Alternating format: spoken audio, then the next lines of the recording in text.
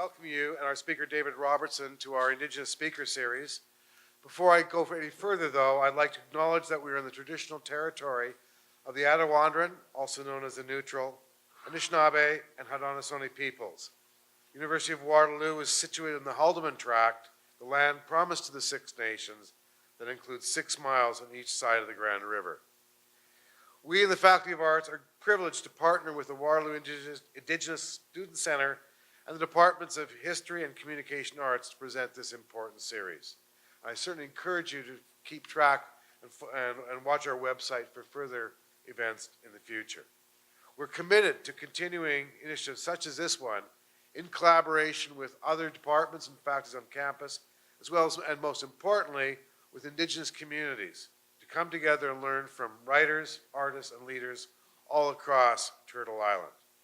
It's my great pleasure now to welcome up Laurie Campbell, who will introduce the Indigenous Students Association Drumming Group. Laurie.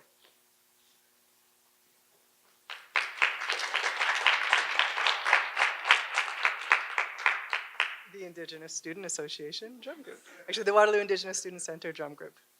We'll do a welcoming song, I think.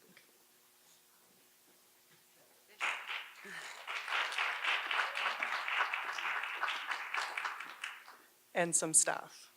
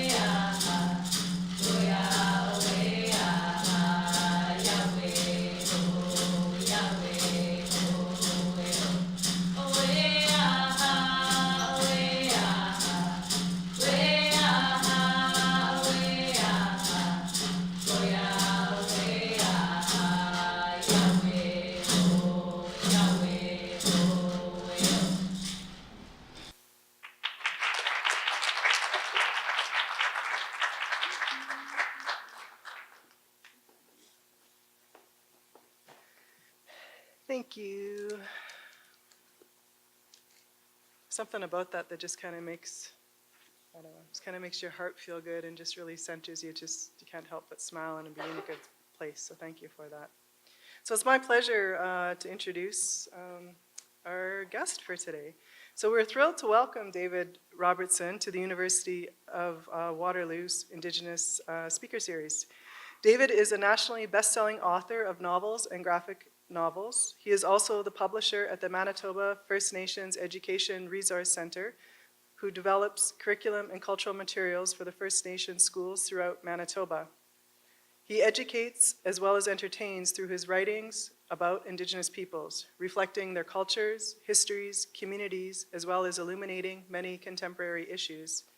As one reviewer put it, David Robertson is one of the most important voices working in Canadian comics today. His graphic novels are beautifully realized stories that bridge many divides, helping youth and all Canadians learn more about First Nations and Canada's history. His books have won many awards. His children's book, When We Were Alone, won the Governor General's Literary Award, and the McNally Robinson Best Book for Young People winner, and the TD Canadian Children's Literature Award finalist. His popular Reckoner trilogy, including the books Strangers and Monsters, has been described as a mashup of all sorts: a thriller, superhero origin story, old-fashioned science fiction, and a coming-of-age story. Its Indigenous imagery and cultural references bring these genres into an invigorating context, often with refreshing, ironic humor, and always with ample reference to pop culture. Just a few days ago, to celebrate World Book Day, CBC listed David as one of the top 100 Canadian authors the world should read. David Robertson is a member of Norway House Cree Nation of Northern Manitoba, and he lives in Winnipeg. Today, David will be speaking about truth and representation in popular culture and how this affects how we perceive ourselves and how we perceive each other. Please join me in welcoming David. Thank you.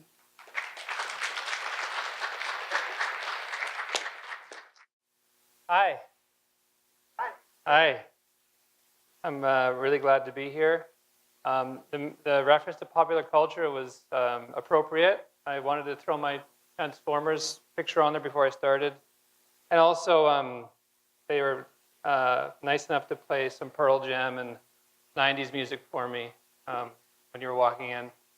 So thanks to the Dean and to Lori and to the drumming group for to start us in a good way. It's such an honor to be asked to be here today to speak with you about truth and representation.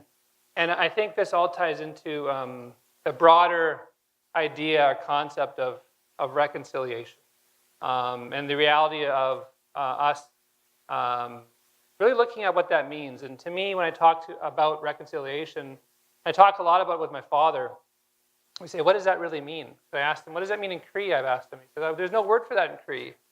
But he's told me conceptually that what it means is that it's the coming together. The coming together and sharing stories and listening to each other. And through that process of storytelling, of healing, going through a process of healing. And I think that's a really a great way to boil down really what we're getting at when we talk about reconciliation. And so a lot of that reconciliation comes through story and what stories we're reading and listening to and sharing, and how those stories are representative of the truth. And what is the truth? And that's what I want to talk to you a little bit about today. And it's a little different for me because I actually never have ever used a PowerPoint. And so I'm gonna try it out. I usually, my dad one time just said, just speak from your heart, Dave. I started doing this, and so I do that. And now the PowerPoint, I went a little crazy with it. So I may or may not use a lot of it, but it was fun to create, even though I'm probably a huge amateur at, well, any form of technology, but PowerPoint in particular, I'm like, what is this? So I went a little crazy with it, but I'll use it a little bit. And I think it was important to, when I get to talks about historical representation of Indigenous peoples in popular culture, it's important to look at images and like visuals and audio of what that looks like. And so that's really the impetus of me using the PowerPoint. And then I just kind of went like crazy with everything else. So like baby pictures and all this stuff. So I want to tell you a little bit about myself first. Just you heard a bit of the bio. It's a very generous bio. And so I want to tell you just 3 things about myself just to give you an idea of who I am. First of all, I do like to talk about my community, my home community, which is Norway House Cree Nation. So right there on that picture is I'm doing it right. Okay, I got it. So right there in that picture is actually an area of Norway House called Robertson's Bay. And it's incidentally named that, but that's where my father grew up. And so I like to use that picture because I took this picture on a recent trip to Norrie House, and that's actually a view of Robertson's Bay from the day school that my dad attended when he was a child. And so I imagine him sometimes looking out from the windows of that school so close to home and through what he was experiencing in the classroom. And so I feel very strong ties to Norrie House, even though I have never lived there before. I remember the first time I went there when in the year 2000, I was about 23. I'm aging myself a little higher there than I really am. About 23 at the time. It was the first time I ever went to the community, and we took this big van there. Dad went with me and my two brothers and my mother. And so for some reason, Mike got to bring his girlfriend, and I didn't, but that's another thing.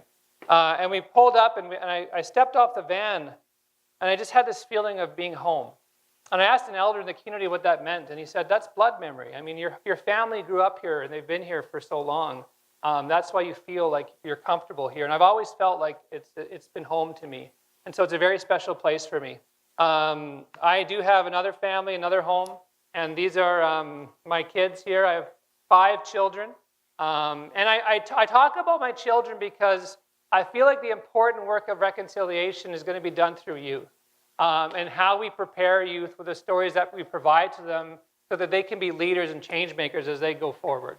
And so I think about that with my own kids. And really, the biggest audience I usually get across Canada is to kids. I go to a lot of classrooms, and I always ask them the same thing. I said, what is your role going to be as you grow up? How are you going to change this world?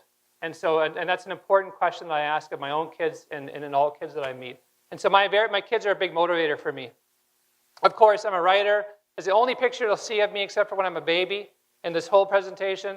And I've concentrated my work in a lot of different types of literature. So I've written children's literature, novels, graphic novels. And I do this because with the work that I want to do in working towards reconciliation, I want to talk to as many Canadians as possible. And I want to have a conversation. And that starts at kindergarten or even earlier, and it goes all the way into high school, university, and beyond. And so I've written all these types of literature to reach as many people as possible. And that's been very important to me. I want to give you a quick little history of my father. And this is actually where my dad grew up. And so the picture here is of his trap line. And my dad, for the first several years of his life, until he was 10 years old, he lived out on the trap line. And that was his world, his life, his classroom, everything. And it was a beautiful place to be. Just recently, him and I went up there together last year, and it was this amazing time of healing for us to be there together. He lived there for 10 years, and then he was born in 1935. He won't mind me telling you that because he's not here. And in 1945, the Canadian government started their first social assistance program. And what that did was it required families to have kids living at permanent addresses. And obviously, there's no address for the trap line. And so in order for families to receive funding, they needed to move into the community to live at a fixed address. And it ostensibly changed the way of life for a lot of families in the community who lived and worked and made their living out on the trap line by living off the land. And so my dad, when he was 10 years old in 1945, left the trap line. And he moved into the community. And for the first time, he went to school. And there was that day school where the RCMP detachment is now in Norrie House. And he went to school for the very first time at 10. He tells me the first experience he had in school. Sorry, I'm parched. That wasn't for dramatic effect. He was sitting down in his classroom. And with all of his classmates, it was a one-room schoolhouse. So it was a class that taught from grade 1 to 8. And the teacher came in for the very first time and started teaching them. And she did 2 things that affected him in a negative way. One of them was, and I feel like for us to be able to build community, we need to be able to do this. She taught them through her own worldview and didn't understand that they had their own ways of seeing the world. Didn't recognize the value in how they grew up on the trap line. And so my dad, when he went to school for the first time, he thought he knew so much about the world, and he did. He knew how to trap and to fish and hunt and snare and chop wood and do all these things that he learned on the trap line. By the time he left school that first day, he left feeling like he knew nothing. And so it had a very negative impact on him. The other thing was that the teacher started teaching them in English. And my dad had a very low understanding of English. His first language was Swampy Cree, as were a lot of the kids, most of the kids in that classroom. And so he didn't really understand what she was teaching. And that had a negative impact on him as well. Still, my dad went through school and he got his grade 8 education. He still says I'm an uneducated man. He only has his grade 8. But Norway House too was a very Christianized community. And so, and that had a big influence on him. So he wanted to be a reverend. So for the very first time, other than leaving the community to go to the trap line, my dad left the community when he was about 19 years old. And he went to where all people go to from Norway House when they leave. He went to Phoenix.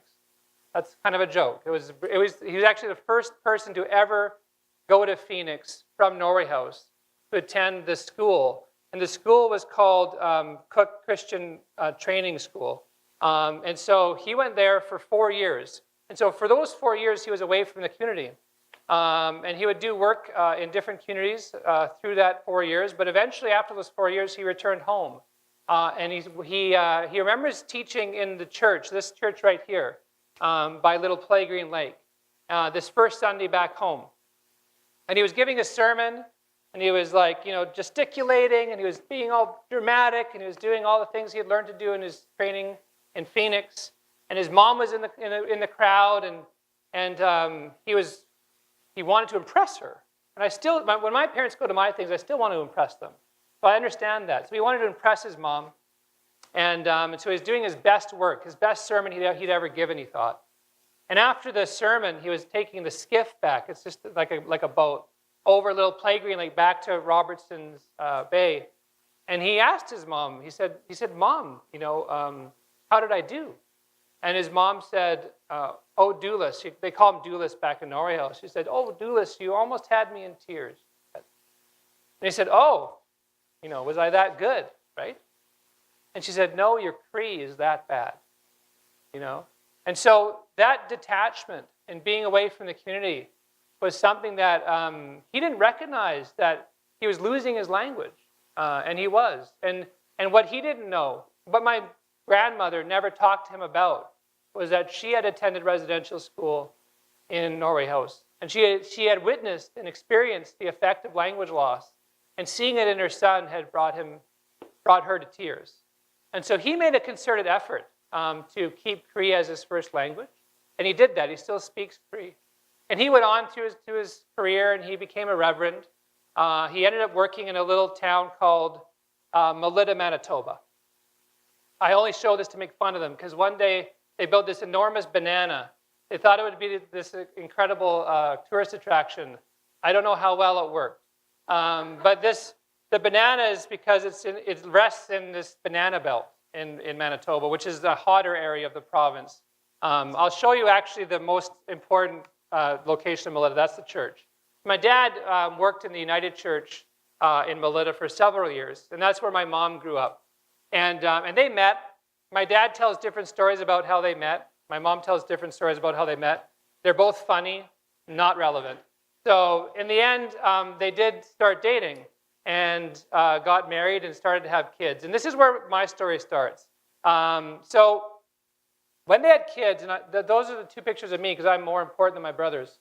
And I'm on the left there. And this is in front of Grandma's house in Melita. When they had kids, they had a decision to make. And it's a decision that all parents have. And that is, how are we going to raise our kids? How are we going to raise our kids? What do we want to teach them? What do we want to teach them about themselves? And their decision, in the time that we were growing up, in the 70s and the 80s, was to raise us away from our Indigenous identity. Because they felt that if they raised us to be Indigenous, that we would have difficulties in our experiences, that we would be subjected to racism and discrimination, and in school we would be teased, and maybe they were right. But they made the decision to raise us white. And the decisions they made for us were all in that vein. They brought us into a community in Winnipeg called River Heights, which was a predominantly white community. They brought us to schools, in elementary school, middle years, and senior years, that were predominantly white. I didn't know any other Indigenous kids or families in the schools or in the community. And to compound this experience, my mom and my dad separated when I was very young. And so my dad wasn't living with us. And so I was cut off from one of the most important ways in which anybody learns about themselves, and that is through their parents and their grandparents.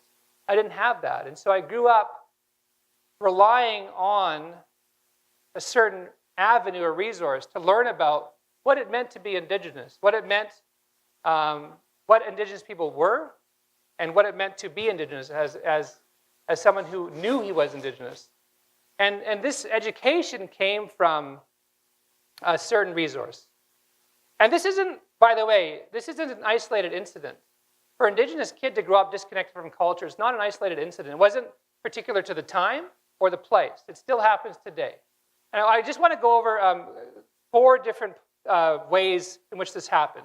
First of all, Indigenous kids grow up in urban locations, often are cut off from or disconnected from their cultural backgrounds, understanding what it really means to be Indigenous for them. Kids who are taken into the child welfare system are still disconnected from their identities and their cultures and their communities and their families. In fact, right now, as much as we think we're past that colonial history, the child welfare system has more kids in care now than ever attended residential schools. So we still have the stuff that's being done, and we still have the effects that are going to be felt for generations to come. We have this disconnect occurring through the results of intergenerational trauma. And we still have, in a lot of communities, this Christianization. And so, and Norway House is one of them. Wasagamak is another. I've been to a lot of these communities where there has been either denial of that culture, those traditions, or this integration of both. And so that, in some communities, has led to a disconnect as well. So we have a lot of youth growing up, as I did, still today, as I did in the 80s, disconnected from what it means to be Indigenous. And so because of that, we're left with a question. And that is, this PowerPoint thing is actually going pretty well, I got to tell you. Like I'm kind of like winging it. I'm kind of liking it. But the question is, how do we learn? I'm not giving myself pats on the back. I'm just like, how do we learn about ourselves? If we're not going to learn about from our families or communities, if I wasn't going to learn about from my dad, how do we learn about who we are? And I would kind of add to that, how do others learn about us too? And what this comes down to is we learn about our truth through how we are represented through what is available to us. And where do these truths come from? Where does representation come from? And I would say that they come from popular culture. So as much as I put Transformers up there, I feel like this conversation I want to really steer towards historically how we are represented in popular culture, the impact that had on me, the impact that it would have on other Indigenous kids, and the impact it had on non-Indigenous people and how they viewed us, and what the impact of all of that is collectively. Where does that leave us, that representation? How does that perception that is built, self-perception or perception of others, where does that leave us? How does that affect us? There's a great quote. Whether we're talking about race or gender or class, popular culture is where the pedagogy is. It's where the learning stems from, it's where the learning is. So I want to kind of break it down into some different aspects of popular culture and give you examples of how historically that representation has been given, how we've been represented as Indigenous people historically. And I'm talking really about 70s and 80s and 90s, where that's left us and where we are today. So first of all, what I want to look at is in the media. And this conversation goes kind of this way. It's how non-Indigenous mainstream media plays a powerful role in constructing public understanding of Indigenous peoples and issues. And they do that by framing Indigenous peoples into these little narrow, predictable boxes.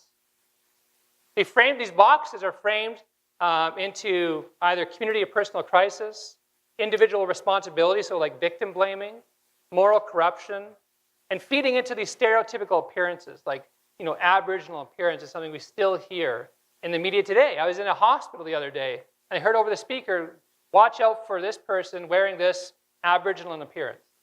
And so what kind of expectations does this create in the public? I have an example here on this right here. If you see this, this is from a case in 1975. And we're talking about the epidemic here, missing and murdered Indigenous women and girls. In 1975, this woman was Frances May Cook. At the time, you can see, I don't know if you can read that very well. At the time, city police concluded that she had been intoxicated, that her injuries were likely the result of a fall. Drunken Indian fell down the stairs. That's how they concluded that she died. And that's how the media intimated as well, through the stories that they told about Frances May Cook. A pathologist, though, when this is all said, said the bleeding of the brainstem was unusual and associated with a sudden snap of the head, which was a potential indicator of blunt force trauma or foul play. So we jumped to one conclusion when the truth is something else. We put this person in this little box that we're comfortable with, and the reality is the truth is something entirely different. And so where does it leave us? You know, whether she died by accident or by foul play, the rush to judgment is very typical. And I'll talk to you about it in a modern story too.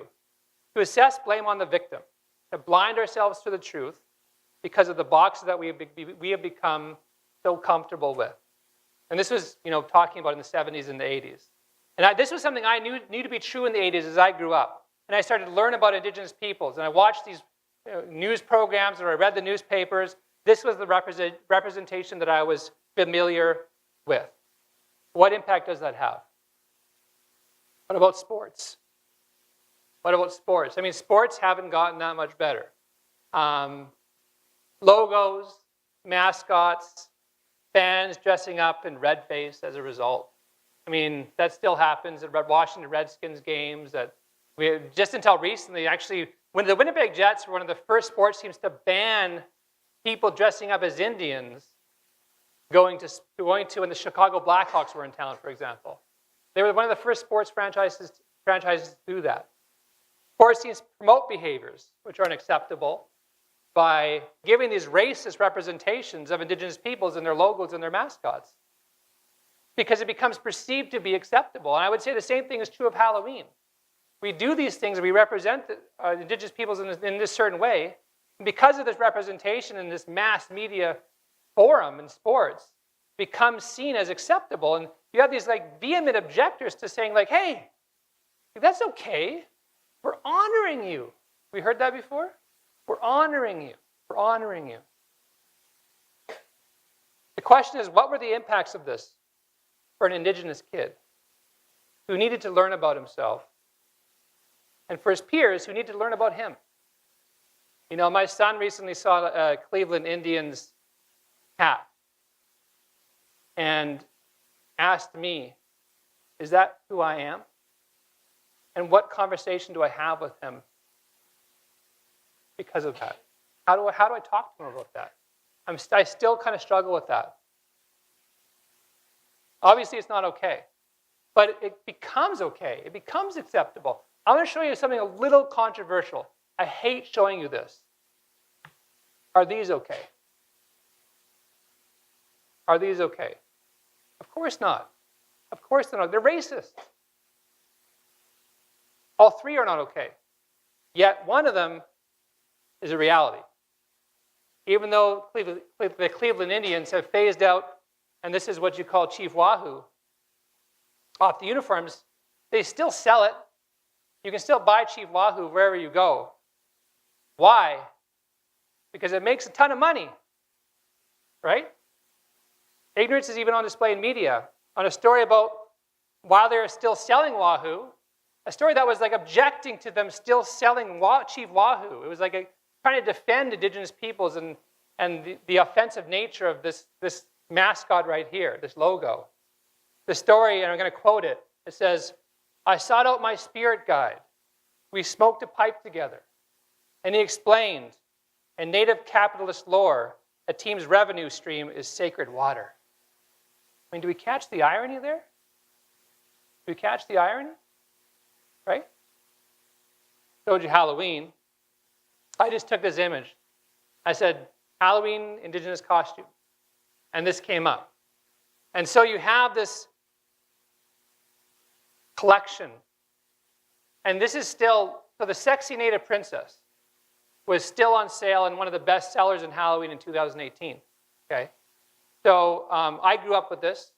When I went out for Halloween, and I would go out, and back then in the 80s, Halloween was bigger than it is now. But I would go out and see all these kids dressed up as Pocahontas or whatever it might be, and putting red makeup on their faces, wearing a headdress. The Sexy Native Princess, Pocahontas.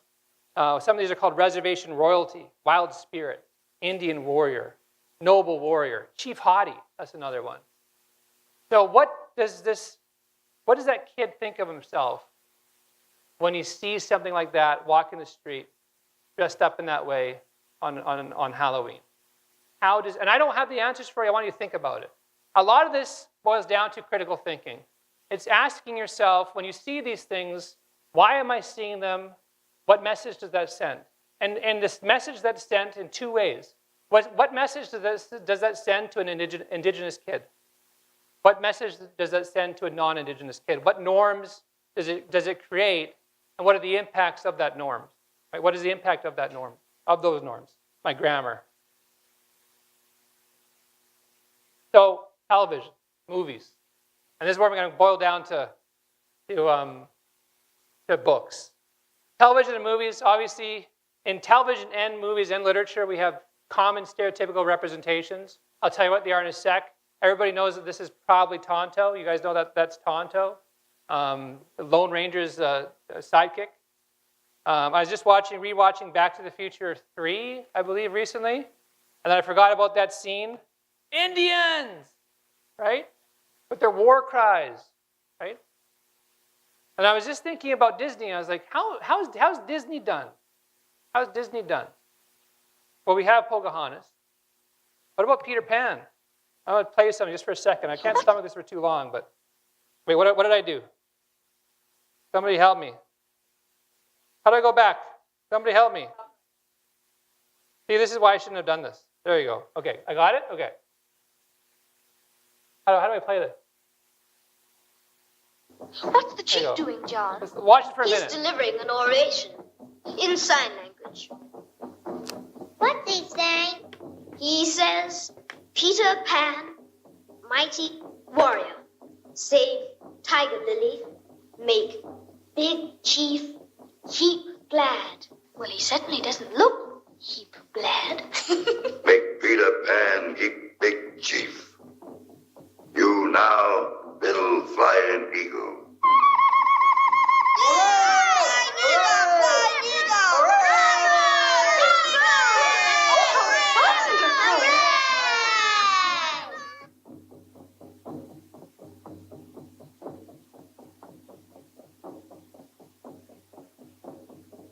Smoke a pipe. Teach 'em, pale-faced brother, all about Red Man.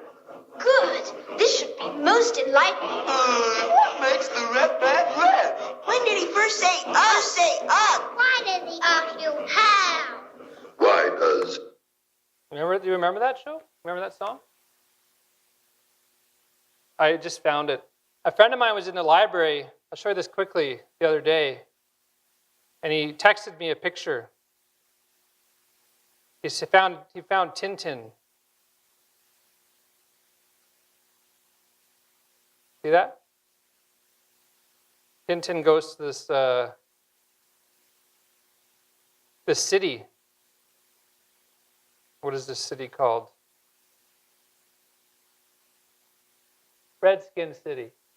See that? There's problems. There were problems back then in the 80s. I watched Peter Pan. I saw this song. I maybe even sung along to it. I don't know. I don't remember. What's the chief doing? It created an expectation in me about who I was. And one of the things I did often when I was a kid is I read a whole ton of comic books. I read a ton of comic books. And in these, I didn't do the bullets that slide in. You know, see the PowerPoints? I was going to surprise you with my 3 points. In comic books, we're put into these 3 boxes in comics. One of them is the noble savage. I'm sure a lot of you are aware of that term. Another one is the bloodthirsty savage. That's the one that's, well, he's not noble. He takes scalps or something, right? And the other one is the dead Indian. And the dead Indian is someone who has their culture as a relic of the past. So it's a dead culture, right? And so one of the worst offenders of this has been in comics. And in comics, that's where I read. Like I read widely comics as I grew up. And they had an impact on me and how we were represented. I'm going to give you one example of how this looked for me. Recently, I went to a comic book store. I go to action figure store and comic book stores a lot because I'm a nerd. So I was in this comic book store, and I found the first issue of Firestorm. A, because, you know, as a collector's item. I like the collector's issues of comics. But B, because I remember the villain in the first issue of Firestorm, the Fury of Firestorm. And it was the story of Black Bison. It was one of the first villains that Firestorm faces. Also, Firestorm has a cool costume. So in this comic, there's a villain named Black Bison. And here's quickly how that story goes. So there's a man named John Ravenhair. And of course, you need to name them something indigenous. So his last name is Ravenhair. And he was a teacher, a professor. And he lived with his great-grandfather, who's an elder. And the elder is a very poor representation of an elder. I don't know any elders who are bloodthirsty and wanting vengeance on people. This elder did want that. And what was happening in the story was that there was a museum exhibition that was opening. And this museum exhibition was opening, and it was displaying artifacts from their culture, so as relics. So John Ravenhair thought this was a great idea. He said, look at how everybody's going to see how we used to be. Everybody's going to see how we used to be. We're going to teach them stuff about our culture. And the elder was like, wanted to kill the white men, was seek vengeance on the white men for what they have done historically for the people. This is disgusting. He was furious. John Ravenhair was actually giving a tour of this museum exhibition. So as he's giving the tour of this museum exhibition the next day, his great-grandfather does a ceremony in a park. And he puts down these stones. He starts this incantation. And as he's doing this incantation, he is murdered by these thugs in this park. And his spirit escapes from his body, and it possesses John Ravenhair.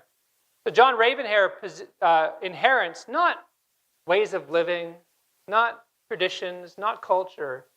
He inherits rage. He inherits rage. He wants revenge on the white man. He inherited that from his great-grandfather. And so he breaks into the museum, and he pulls out all these relics. He dons these relics, and it imbues him with these spiritual powers. And he becomes a villain named Black Bison.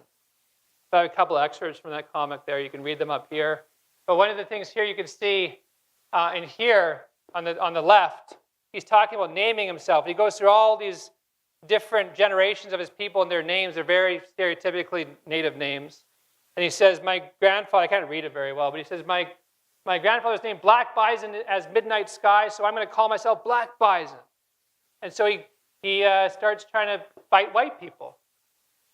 And this is so he encapsulates probably all three of the stereotypes. He's like a bloodthirsty savage.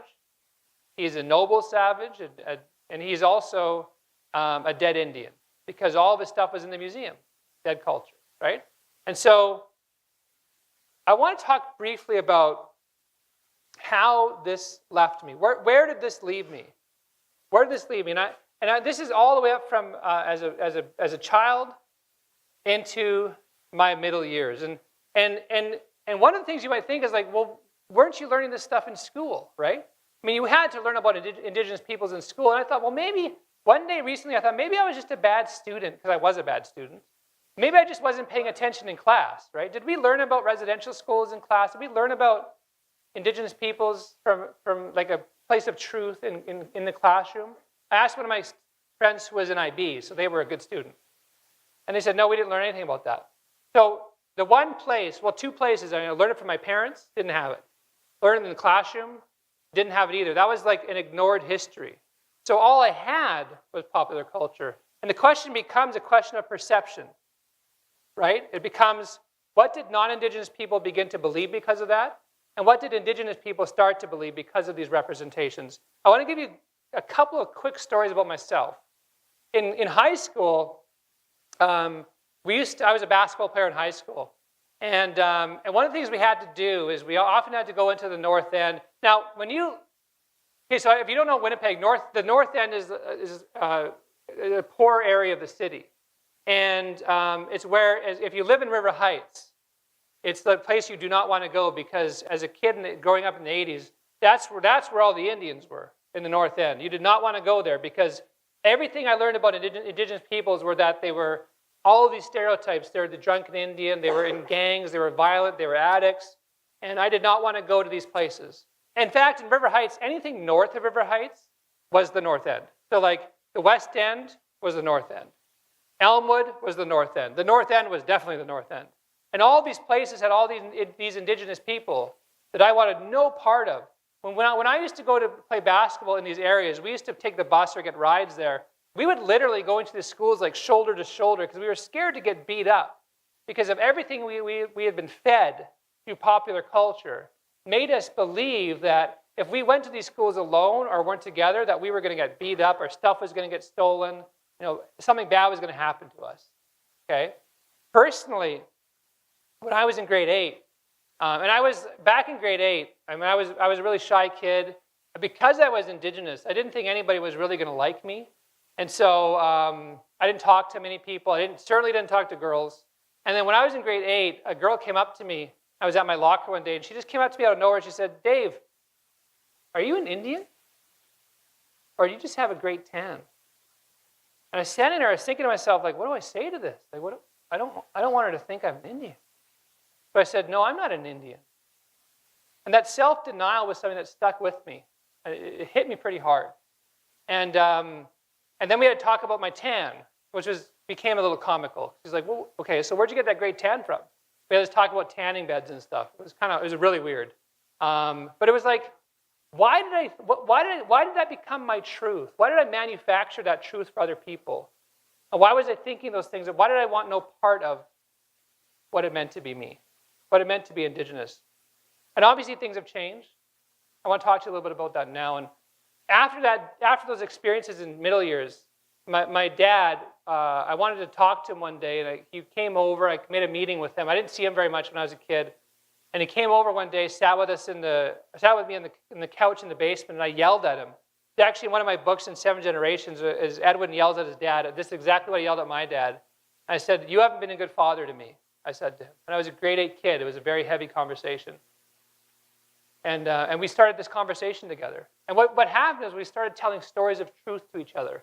I started talking to him about how I grew up and what I felt about myself and about people like him and why. And he started telling me about his life. And that's where I started to learn about my dad. I didn't know anything about him before that. And it all happened through what we were doing the act of reconciliation. We were storytelling. We were telling each other stories of our own lives through these lived experiences. These are now called own voice stories, right? We were storytelling. And it led us on this path to healing. The interesting thing was that it not only helped me to start to heal, it helped my dad to start to heal. And it actually enabled healing in our family.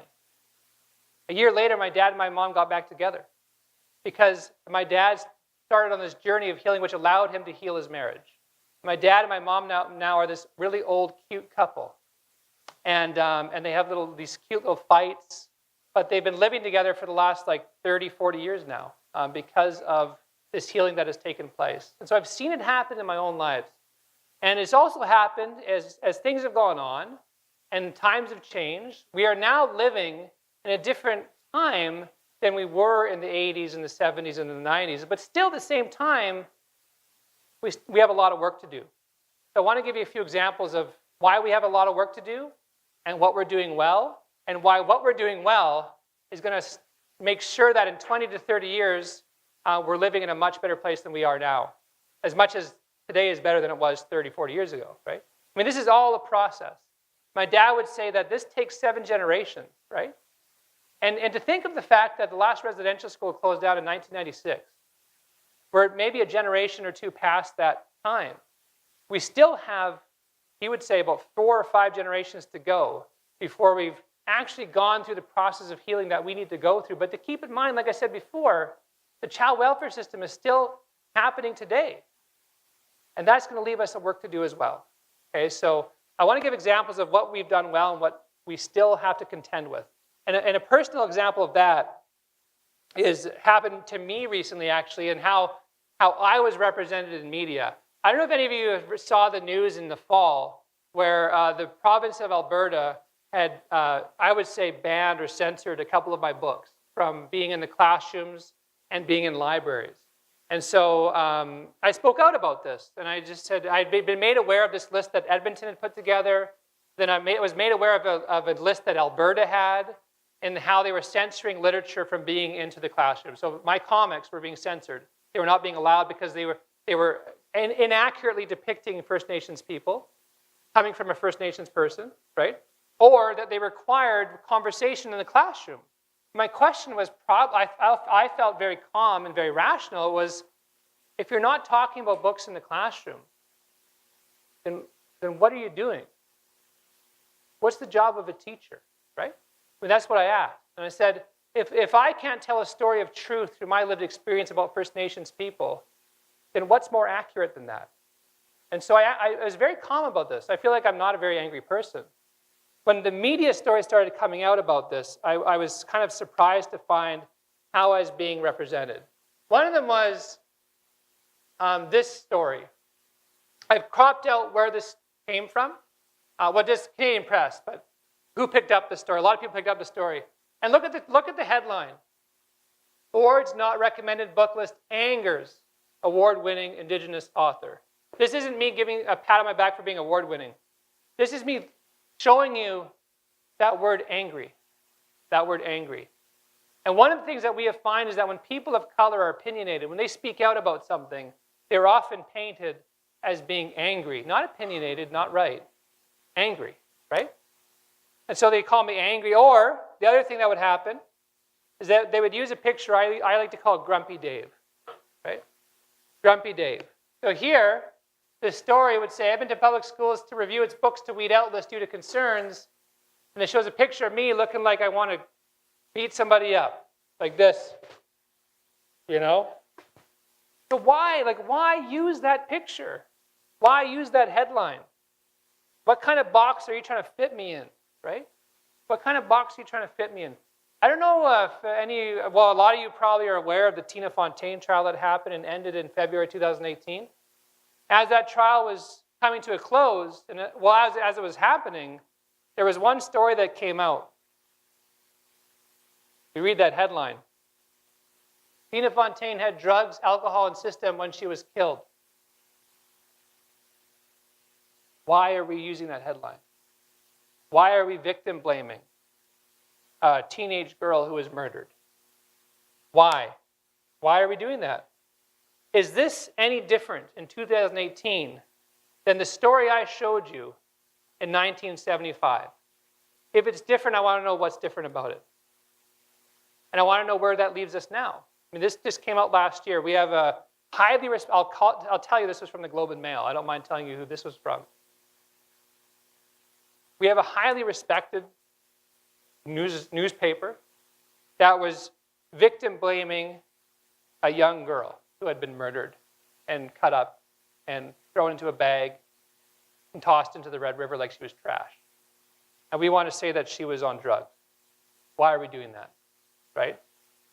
What should our response be to that?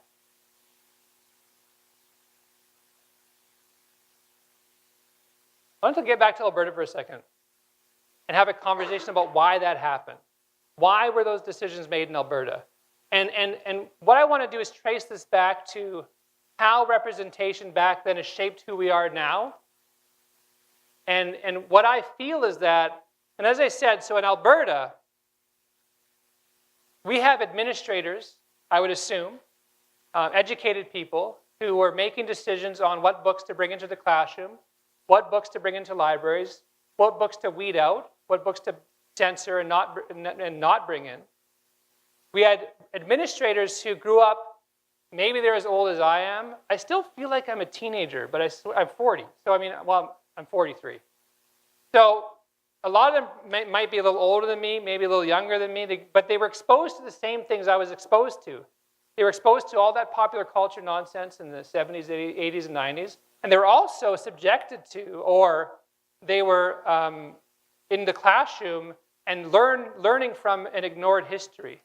Learning from a Eurocentric history that ignored a part of our history as Canadians that helped shape the country that we are living in today.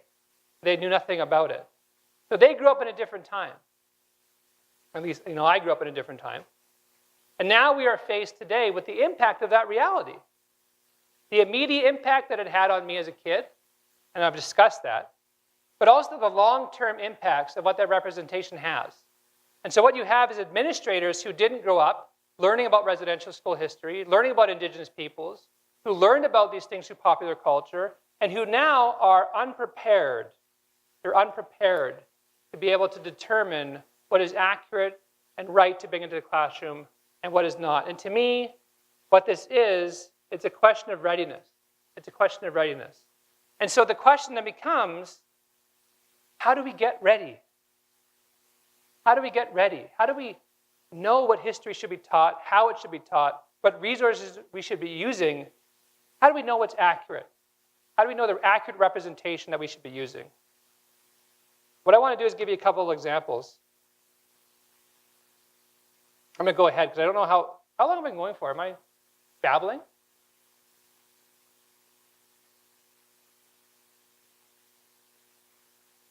Great, okay, great. So okay, I'll go back then. I'll do this. So, and this, I've seen this also happen in one of the children's books that I wrote called When We Were Alone.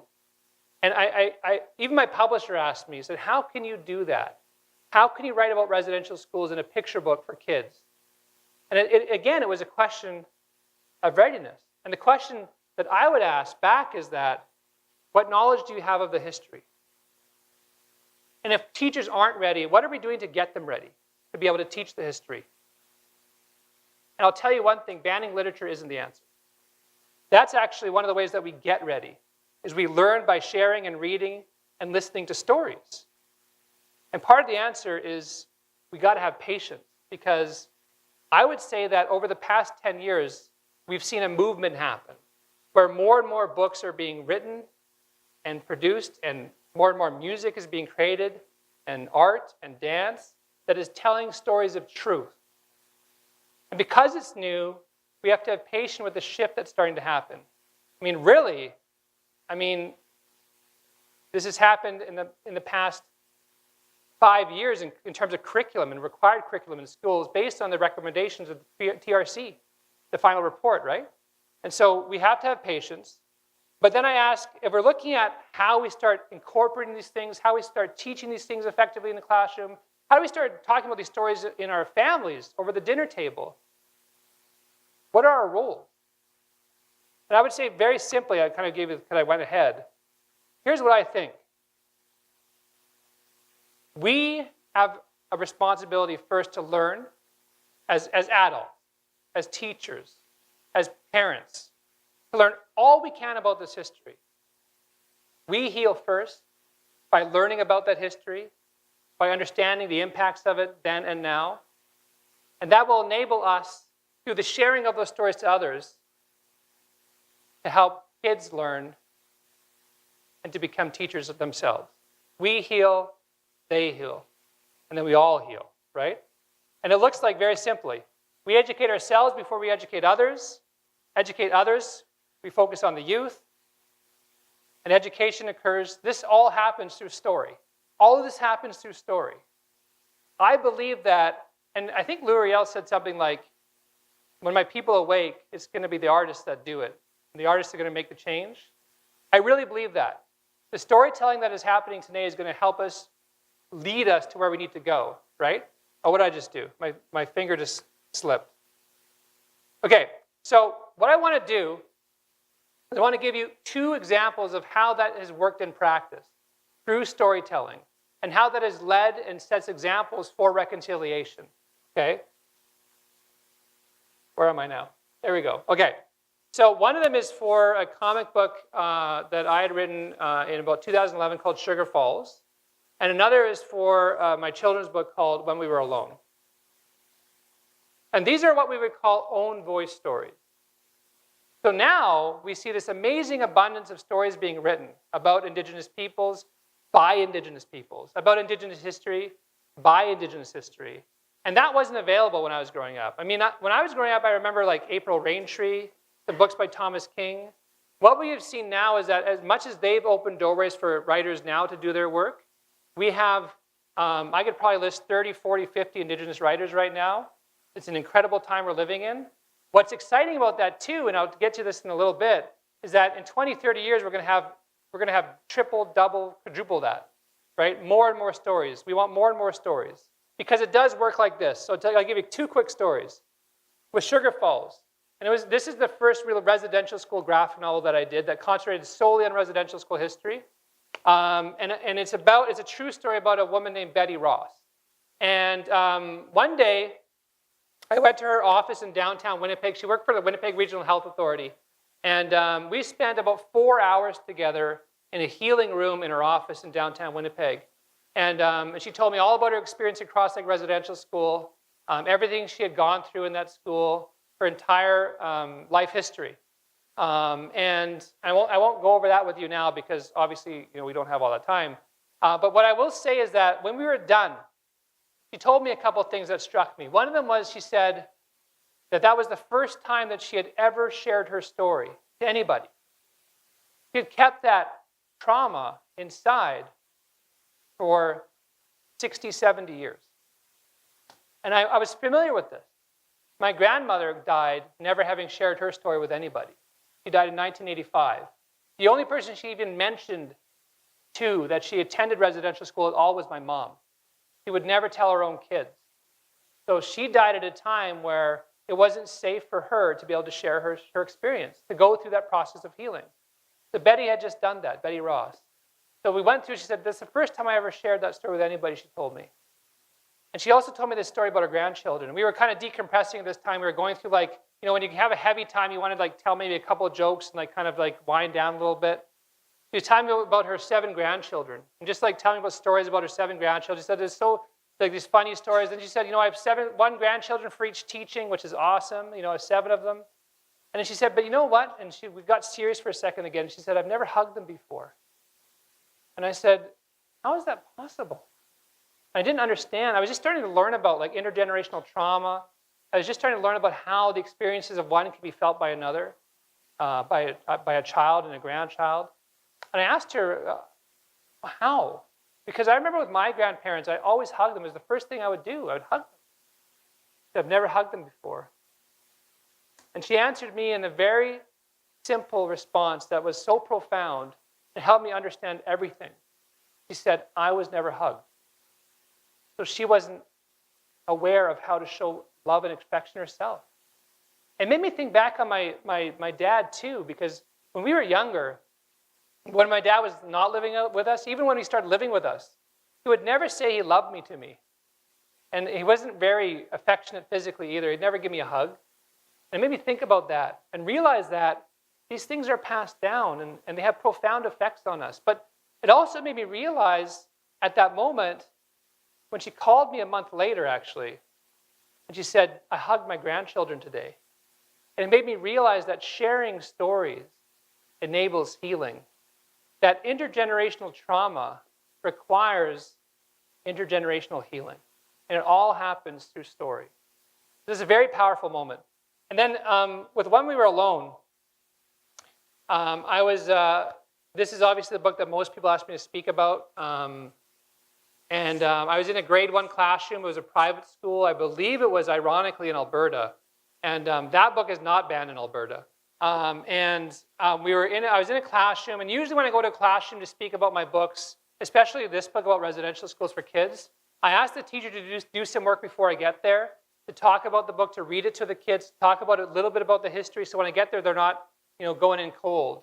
And so they had done that. They'd read the book to the kids the week before I got there. Then I got there and I read the book to the kids. I went through my little talk about being teachers. Even as kids, you can be teachers, which is very true. as kids, you are probably, we're the kids in this room, you are the most powerful teachers that we have, by the way. Kids are the most powerful teachers that we have. I said that you are the most powerful teachers that we have. And when we were done, the teacher came up to me and told me a story about what happened the week before.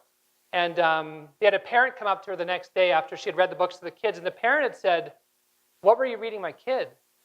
And she thought, "Oh no, that we're going to have an argument here." You know, I mean, at that point, like When We Were Alone was just coming out. It was really the first book for kindergartners about residential schools. And she said, "We're going to have an argument here." I'm not really prepared for it.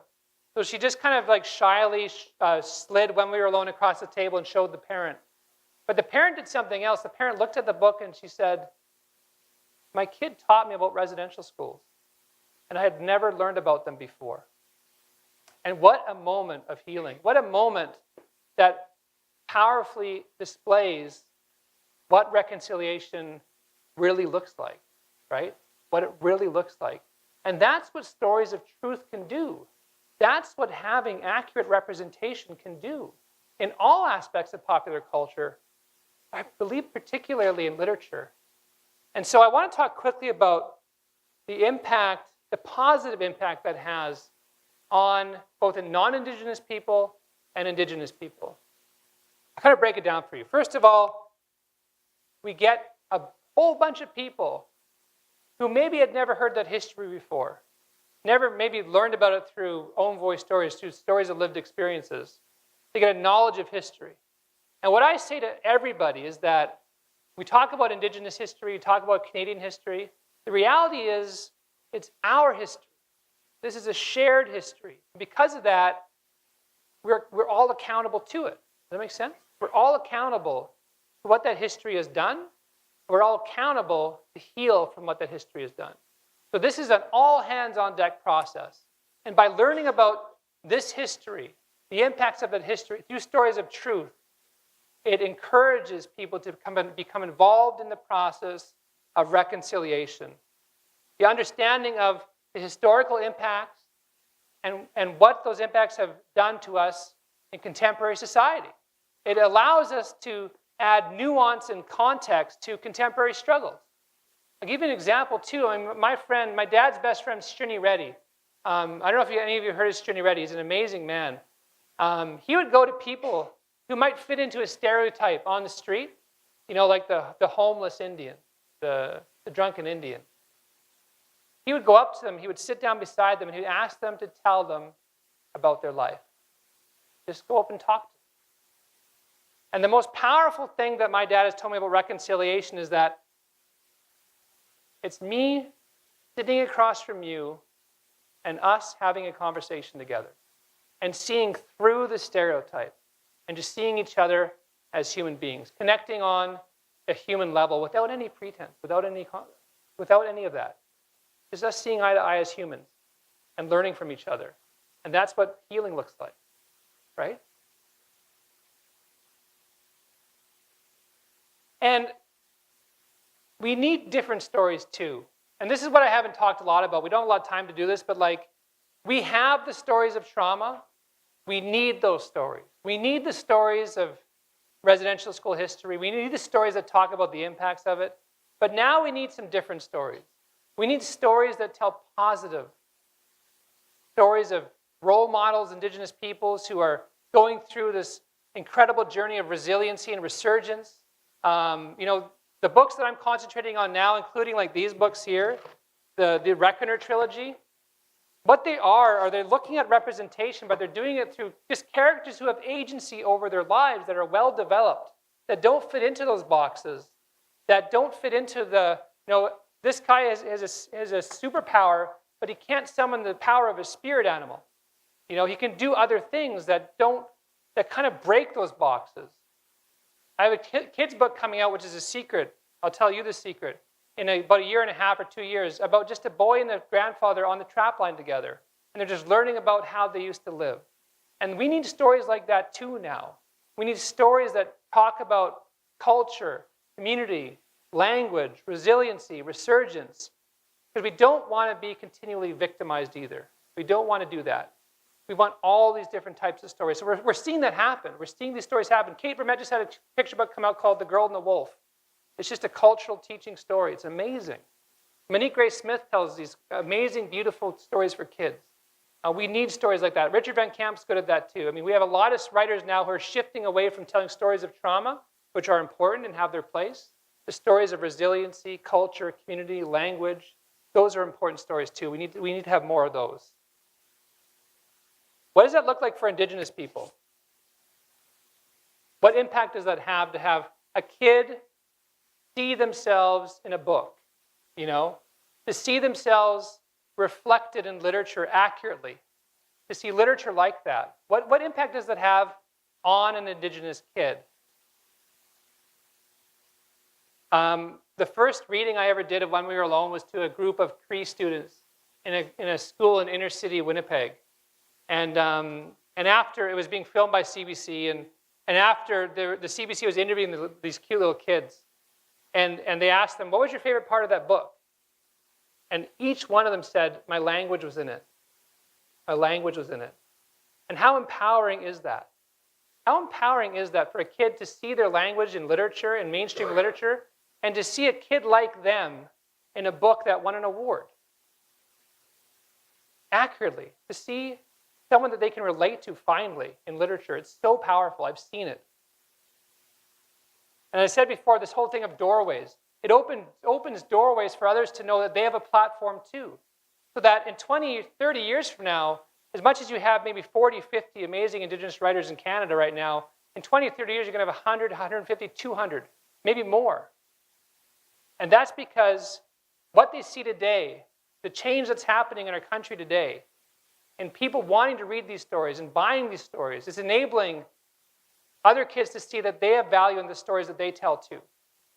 And I see that that's happening, and it's so encouraging to me to see it. They see platforms to share their truth. I was in Peguis recently. I don't get asked actually to go to a lot of reserves. Whenever I get asked, I go. I was in Peguis First Nation recently, where I have family, and it's like a 2-hour drive from Winnipeg, and I was giving a talk to this assembly at the school, and I was just talking about one of my books, and I was reading it to them. I was talking about being a writer. And after this assembly, one kid came up to me, and he was a kid who wanted to be a writer. And he said to me, this is not me saying I'm a hero or anything. This is not me trying to pat myself on the back.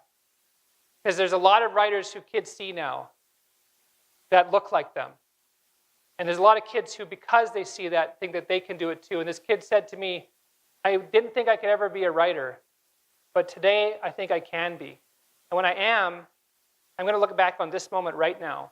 And I thought, this is why we do this, right? Like, that's going to change things. Like, we're changing things. And it's so hopeful. I have so much hope. And that's why I say, like, when I go to schools across Canada and I talk to kids, kids get it. The kids get it. And I feel like so encouraged for where we're headed, where they're going to be. Because in 20 years from now, those kids are going to be our leaders. And they're going to have grown up in a different reality than we've grown up in. And it's going to look good for us as a country, right? It's going to look really good for us. Last year, I went with my dad to his trap line in Norway House, just past this place called Blackwater. I walked with him up to his trap line, and we stood on the land together. And we looked back over the water. And I was just thinking, like, what brought us to where we were at that moment? My dad had never been there for 70 years. It was the first time he'd gone back to his trap line in 7 decades. It was the first time I had ever been there, and we stood there together. And we both talked about, what did we need to do to get here? And what I came up with, and what we came up with, was that it was truth. It was truth that brought us there.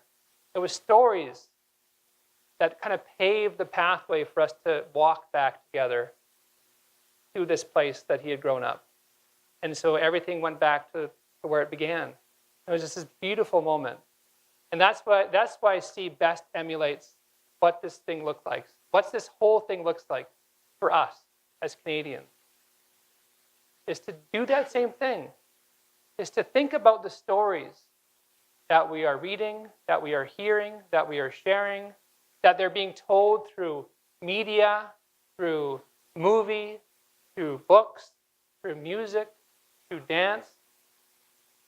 What stories are we going to choose to listen to and read, and what stories we're going to choose to share, and what the impact of those stories are going to be for all of us. And that's what I want to leave us with, to think about.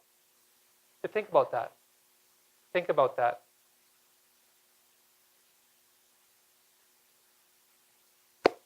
Thank you.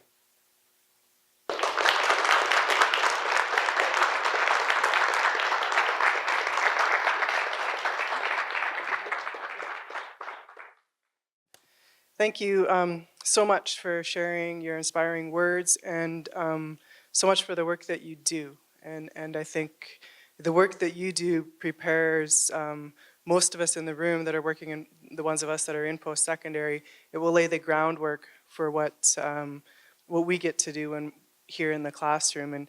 And here in Ontario, I taught an intro to Indigenous Studies class for the first time this university's ever had this fall term. And most of the students in the class were non-Indigenous, most were local from Ontario. And the background knowledge that they had was so extremely limited, even compared, and grossly limited compared to out west as well. And I just, so some of this work I think is just so significantly important to better prepare the students so that they can make different decisions and to solve some of the problems and build some of the relationships that we need to build. When you spoke about the sort of reaching back to the kids and educating families, that was exactly one of the things that also occurred in the classroom, was when I was speaking to the students about, for example, Oka.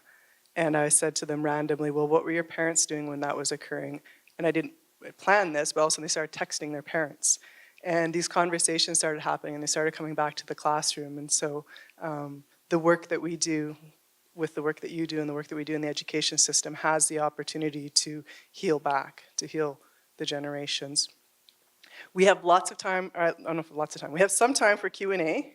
I don't know how much time, and I can't see now when the lights are on, but we have somebody who will have a mic, who will be able to run out with the mic should people have questions.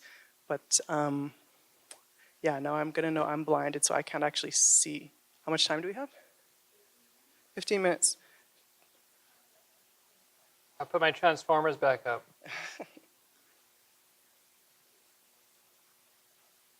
Here comes a question. And also to be in a student environment for students to be learning as well. I'm excited because I am a third generation immigrant, typically considered white, but I studied psychology and religion foundations, and I really was inspired to learn about the unity of, all cultures. And upon graduating, I went to a heritage event where I heard a portrayal of Chief Tecumseh speak in my hometown of Chatham, and that kind of ignited a fire within me about Indigenous roots and the reverence for nature. I moved out to Vancouver for the Olympics and realized too there, it's like so much story and reconciliation, but also as an artist and writer, now I'm working on a fairy tale period piece that is about a immigrant's journey as a young female heroine moving to Canada in the New World, what she thought was a new world, but what she realized was so rich in culture, and she actually wants to learn more about Indigenous compared to what the society she's was told knew, like the answers. And so my question is, because I'm writing from this point of wanting to bridge that gap, but to honor Indigenous wisdom while also sharing that we all have Indigenous roots. And I understand that it's important to, get the voice of Indigenous wisdom, but it's so diverse in itself. And how, like, for example, you show Peter Pan, like they brought it to light, but then you're kind of sharing it's an archetype. So really my passion's coming from wanting to bridge that and shine light onto the culture, and how to do that in a respectful way. Yeah, so I've had this conversation with my dad a lot, and it's about it's about appropriate literature, but it's also about how non-Indigenous writers might be able to write stories with Indigenous characters or about Indigenous peoples. And I think there is value in that. I just think that oftentimes it's not done in the right way. And so I get what you're saying. And what I would say, first of all, is recognize that, across Canada, there's there's a multitude of different cultures and First Nations cultures. And I think what often the mistake is made is that we talk about Indigenous peoples as though it's one culture. And so to write about it accurately, what I would say is that to make the right connections with the right people in your story. So for example, if you have a Cree character in your story, or a Cree community in your story, I would consult with people from the Cree community to discuss with them what would be appropriate for you to share about their community and culture, and to, I guess, to work with them on developing the representation of your story so that it's done in an appropriate and truthful way. And I do that too with my own work, just so in fairness, because I can appropriate literature too. I mean, I'm Cree, but I've written stories about Mohawk, about Anishinaabe, about Inuit, about, so what I've done through those stories is I've actually consulted with people from those communities or living family members or academics, culture representatives, to make sure that I've done it in an accurate way, in an appropriate way. And so I would just say to go through about it the same way. I think there is great value in non-Indigenous writers tackling and writing about stories that involve Indigenous characters or Indigenous communities. I just think that we need to be doing the work so that we're doing it in a good way. And I think that that's a mistake that sometimes we've made, is that we kind of just think like, oh, I want to do my part, so I'm just gonna throw an Indigenous character into the story, and I'm just gonna make it can't they just happen to be Indigenous? That's helpful, right? And so then it's like, no, that kind of looks like tokenism to me. So what is the value or the purpose of having them in this story? And then what work are you doing to make sure that the character or the community in your story is represented accurately, right? Does that make sense? So I go through the same process with every single one of my books. And I would just expect that every writer does the same thing. And I think it's true of writing characters from any ethnic background, right? I think we should go through the same process. And I think it helps us to learn. I learn a lot about these books as I write them, before I can teach anybody else what I've learned. It's a lot of these books that I write, I'm learning a lot about stuff I've never learned before. And then I'm able to, through that education, write the stories that maybe educate somebody else. And I think that's what we want to get at. That's what we want to do. I wasn't sure about narrowing in on one, but I did grow up on the Thames River, actually, which is, so I could consider that option to really get specific. I think specificity is important. I think. There's Indigenous, First Nations, Métis, Inuit. There's First Nations. Then there's Dakota, Cree, Dene, Anishinaabe, and then in Cree, it's like, even in dialects, it's like swampy, woodlands, rocky. So we need to, I think specifics are important because we need to understand that, my community at Norway House is nothing like a Haida community in the West Coast, right? So, and I think those distinctions are very important to make, in my opinion. Thank you. And another question. Bonjour, Mishko Sen, Deskas, Nipki Beles Dodem, Gnu Dodem. My name is Peter. I'm an Anishinaabe. I'm an artist, musician, and like a kind of healer in training. Anyways, I'm also a survivor of the 60s scoop.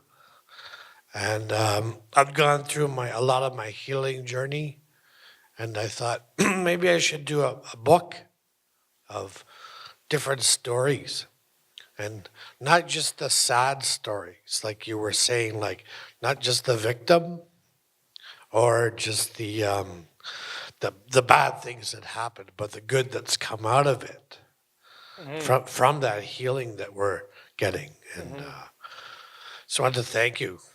Because I was almost going to give up on doing this book because I didn't know what to do. But I came here today and you're here, and it's kind of inspiring. And yep, so thank you. Miigwech. Thank you. Thank we, you. we need your story, I would say. We need your story. And one thing I didn't say, which you hit on, which I appreciate, is that even in the bad stories, we need to find the good in them. You know, the good teachings from those difficult stories, right? Yeah, I appreciate that.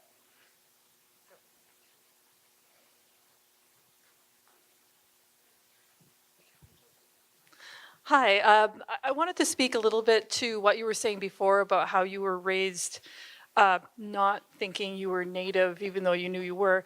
I have a kind of weird interpretation of that myself. I'm myself Mi'kmaq Innu, and I wasn't raised to think of myself as anything but a white person. But at the same time, I was raised in a very traditional way, living off the land. Dad had a trap line and everything. But I didn't think of myself as Indigenous. How common is that for me to have such a strange upbringing like this? Yeah, I'm not sure. I mean, I think that everybody has their own story and their own experience. You know, I think that I guess it also depends on what your parents wanted to teach you. You know, whether it's like going through the experience of living out on the land, which I think is of great value, but not teaching you specifically what it meant to be Indigenous and do that. I don't know. I mean, I think that, like I said, I think everybody has, and I think it's common to grow up with that disconnect, especially like in the time I was living in it, but I still think it happens today. And my dad said, I guess the best way to answer that is my dad said one time, because we had a conversation driving home from golf, which we often have conversations driving home from golf. And I said, do you regret anything about how we were raised? And he said, I regret I didn't teach you the language. But he said, I always wanted you to find your own way to where you are now. And whether I agree with that or not, I feel that journey has been very important for me. And so even though I grew up with that disconnect, I feel probably more connected now. And I've also been able to shape what identity means for me. I think like what being First Nations and Cree means to me might not be what it means to another Cree person. So I've shaped that. As long as I've done it through a place of truth and learning, I think that's important. So I don't know how common it is, but I do feel like we all have our own journey to where we are, and I think it helps us understand where we're going. You know? Thank you. I don't think that journey ever ends either. Okay, we're going to have one last question here.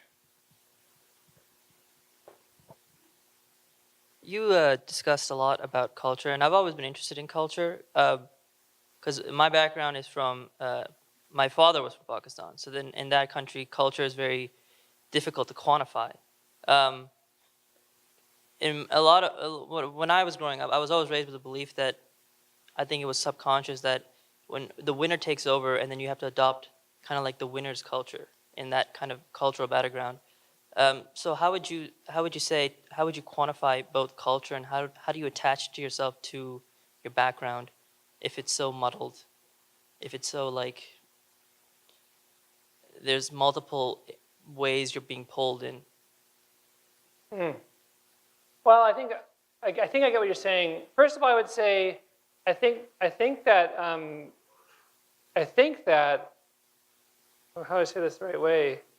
I think that they tried to win, but they lost, because we still are who we are. You know what I mean? I don't think they won. I think they're still trying to win. And when I say they, I mean like maybe like colonial Canada. But I think that they're going to lose. And what I mean by that is that there's so much strength in our communities, and it's getting stronger because this revitalization is happening and this resurgence. And so I feel like that's an amazing time to be a part of right now. But I also feel like it enables us to learn how to walk in both worlds. And my dad's done it. My dad is this interesting thing where he's a recognized elder, but he's also a reverend. And so he's learned what that means for him and how he's navigated walking in both worlds, of being an elder and being a reverend. And again, I think it's something that we define for ourselves. if we're going through it through a place of knowledge, my friend Wab, he's a leader of the NDP party in Manitoba right now, is a great lyric in one of his rap songs. He's a rapper too. And it says like, I can walk up into a ceremony or I can walk up into the legislature and I can do both of those things, right? And I think that, I can't rap, so he probably did it better than I did, but I think there's value in learning how to do that, as long as we don't lose who we are, right? Does that make sense? So that's what I would say. That's how I'd answer that question, I think. Thank you. I just want to make a connection back to a couple of other things that you said, just to bring some things back to this community as well. Certainly last year on Halloween, we did have some of those costumes in our local stores in our region. And these are things that you can speak out about and can keep your eyes open and do some shaming if you need to through social media to have things like that removed. A few weeks ago, I also heard about in our K-12 system a principal that did not want to bring in an Indigenous speaker, however, was bringing in the parent, non-Indigenous family member of a student who said that they learned a lot on Google and brought in some feathers and drums and things that they had bought at trinket stores to speak to our youth in this community. And I know I speak for myself and probably several of the other Indigenous people in this room where we have certainly experienced within the environment of the University of Waterloo as being viewed as the angry Indian when we are just being ourselves and voicing our concerns. And I, would challenge people to think about that within this place, and if you hear that or are thinking that, to challenge yourself to think about why that is occurring. And some of it is obviously due to the propaganda that we've all been immersed in. We have a small gift for you as a token of our appreciation, and another round of applause, please, everybody. Thank you. To David. Thank you. There are some books available, and there's going to be a book signing out at the top and out the doors, I believe. So thank you very much for coming and sharing your knowledge with us today and inspiration. Thank you very much.